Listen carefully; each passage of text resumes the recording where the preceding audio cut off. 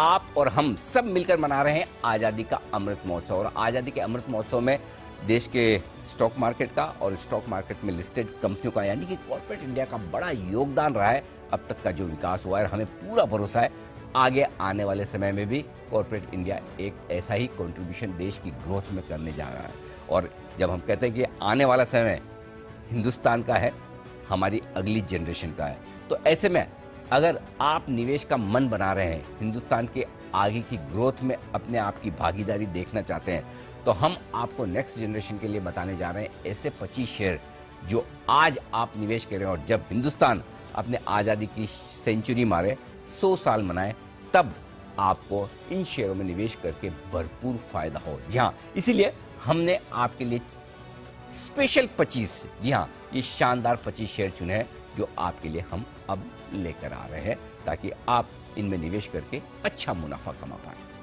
तो आइए शुरुआत करते हैं। हमने आज इस 25 शेयरों के लिए 6 अलग अलग थीम चुनी है जो अगले 25 सालों में काफी बेहतरीन आपके लिए हो सकती है। और सबसे पहले इन 25 सालों में जो सबसे बेहतरीन थीम हमें समझ में आती है वो है फाइनेंशियल स्टॉक्स। और ये फाइनेंशियल स्टॉक्स आपके लिए बड़ा कमाल करके दिखा सकते हैं। और इस थीम में हमने 5 शेयर ऐसे चुने हैं जो फाइनेंशियल स्टॉक्स के तौर पर हो सकते हैं। पहला स्टॉक है एसबीआई लाइफ। एसबीआई लाइफ चूंकि हिंदुस्तान में इंश्योरेंस का बड़ा आगे चलते हुए पेनिट्रेशन बढ़ने वाला है, फिलहाल मुश्किल से 3 या 4% पेनिट्रेशन है हमारे यहाँ हिंदुस्तान में। प्रोटेक्शन गैप यानी कि जितने लोगों को इंश्योरेंस चाहिए जितने ले रखा है 83% का गैप है, यानी कि काफी बड़ा गैप है। और इस लिहाज से हमें लगता है कि ये एक कंपनी है जो आपके पोर्टफोलियो में होनी चाहिए। एसबीआई ग्रुप की कंपनी है तो ग्रुप की पेरेंटेज का बड़ा फायदा है और बैंक्स के पूरे नेटवर्क के जरिए एसबीआई लाइफ के लिए इंश्योरेंस बेचना बड़ा आसान सा काम है। और सबसे बड़ी बात है कि कोविड के बाद इंश्योरेंस को लेकर काफी जागरूकता बढ़ चुकी है। तो आज फाइनेंशियल स्पेस से और स्पेशल 25 में हमारा पहला स्टॉक है एसबीआई लाइफ, जहां आपको निवेश करने के बारे में सोचना चाहिए। और आमतौर पर कहते भी है ना कि जब अगर जीडीपी की ग्रोथ हो, देश की इकोनॉमी तेजी से बढ़े, तो फाइनेंशियल सेक्टर बड़ी तेजी से विस्तार करता है, जिसमें बीएफएसआई जो कहते हैं बैंक्स, फाइनेंस कंपनीज और इंश्योरेंस सेक्टर्स। तो आइए, तो पहला स्टॉक आपके लिए इंश्योरेंस सेक्टर से एसबीआई लाइफ आता दिख रहा है। दूसरा स्टॉक बड़ा इंटरेस्टिंग है और वह है एचडीएफसी म्यूचुअल फंड या फिर एचडीएफसी एएमसी। आपने देखा किस तरह से कोविड के बाद से लेकर अब तक डीमैट अकाउंट खुलवाने की होड़ लगी और अब हम 10 करोड़ के पार निकल चुके हैं डीमैट अकाउंट में। 2 करोड़ 3 करोड़ तक पहुंचने में लंबा वक्त लगा, 5 करोड़ तक पहुंचने में लंबा वक्त लगा, लेकिन 5 से 10 करोड़ डीमैट अकाउंट खोलने में मुश्किल से 2 साल। ये बताता है कि हिंदुस्तान में अब लोगों की सोच बदल रही है और नई पीढ़ी का नजरिया बदल रहा है। और आप देखिए नए अकाउंट जो खुल रहे हैं उसमें से यंगस्टर्स 20 से 25 साल की उम्र के काफी ऐसे यंगस्टर्स हैं जो अब शेयर बाजार की तरफ, स्टॉक्स में इन्वेस्टमेंट करने की तरफ डायरेक्टली या इनडायरेक्टली बड़े एक्टिव हो रहे हैं। सबको समझ में आ रहा है बड़ी वेल्थ बनानी है तो स्टॉक मार्केट के जरिए, और उसके लिए सबसे बेहतरीन तरीका म्यूचुअल फंड होता है। और ऐसे में दिग्गज म्यूचुअल फंड एचडीएफसी एएमसी, जो हम उम्मीद करें कि इस म्यूचुअल फंड इंडस्ट्री में सालाना 15% के आसपास की ग्रोथ रहेगी।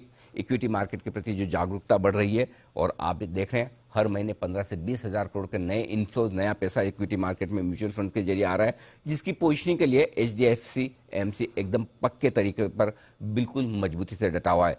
एसआईपी लगातार बढ़ रही हैं, रिटर्न रेशियो काफी मजबूत है और बाकी देशों के मुकाबले में म्यूचुअल फंड्स का पेनिट्रेशन हमारे यहाँ भी बेहद कम है। आप सोच सकते हैं 130 करोड़ हिंदुस्तानियों में से मुश्किल से 10 करोड़ डीमैट अकाउंट है। इससे आप अंदाजा लगा सकते हैं जहाँ डेवलप कंट्रीज में, अमेरिका जैसे देशों में 45 से 50% पैसा लोगों की सेविंग का इक्विटी में जाता है, मार्केट्स में जाता है, हमारे यहाँ मुश्किल से 3-4% भी नहीं। सो इस लिहाज से बड़ी ग्रोथ की संभावना है म्यूचुअल फंड इंडस्ट्री में अगले 25 सालों में आपके लिए बनती हुई नजर आएगी। तो ये दूसरा स्टॉक है।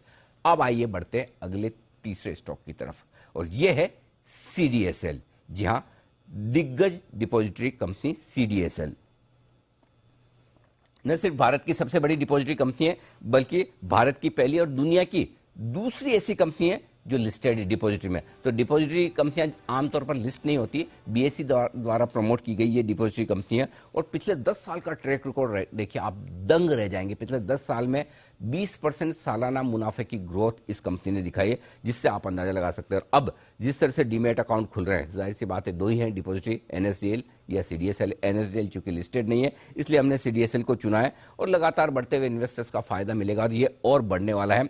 दूसरी बात है कि कंपनी का बिजनेस मॉडल बड़ा एसेट लाइट है। बहुत ज्यादा कंपनी के पास एसेट्स या फिक्स एसेट्स में निवेश नहीं है, और उस लिहाज से और पिछले 2 साल तो इस कंपनी के लिए इतने जबरदस्त रहे कि आप सोच नहीं सकते। 70% सालाना दर से कंपनी का मुनाफा बढ़ा है। तो इससे आप अंदाजा लगा सकते हैं कि आगे आने वाले समय में किस तरह की बड़ी ग्रोथ के लिए सीडीएसएल तैयार होता हुआ दिख रहा है। तो तीसरी कंपनी है हमारी सीडीएसएल।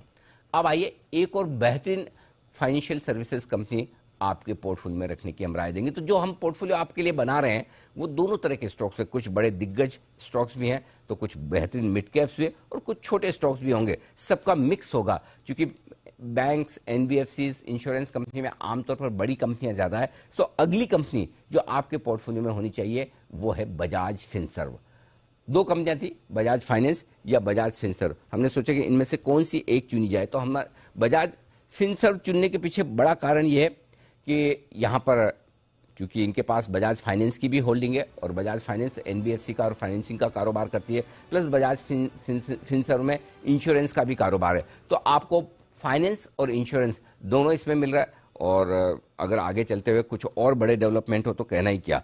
जिस तरह से पर कैपिटा इनकम बढ़ रही है, लोग अब आराम से ईएमआई पर लोन लेकर खर्चा कर रहे हैं, चाहे वो, और कंज्यूमर फाइनेंसिंग में जिस तरह से अब क्रेडिट ग्रोथ आ रही है, उसका फायदा बजाज फिनसर्व उठाने के लिए एकदम तैयार है। पेरेंटेज आपको पता ही है, बजाज ग्रुप की कंपनी है, सोचने की बात ही नहीं है। तो ये एक बेहतरीन कंपनी है, और आगे चलते हुए इस कंपनी में वैल्यू अनलॉकिंग भी होने की पूरी संभावना है। जो अलग अलग स्टेक है अलग अलग बिजनेसेस में, उन्हें अगर अलग किया जाए तो वो एक बड़ा वैल्यू अनलॉकिंग वाला मामला बन सकता है। तो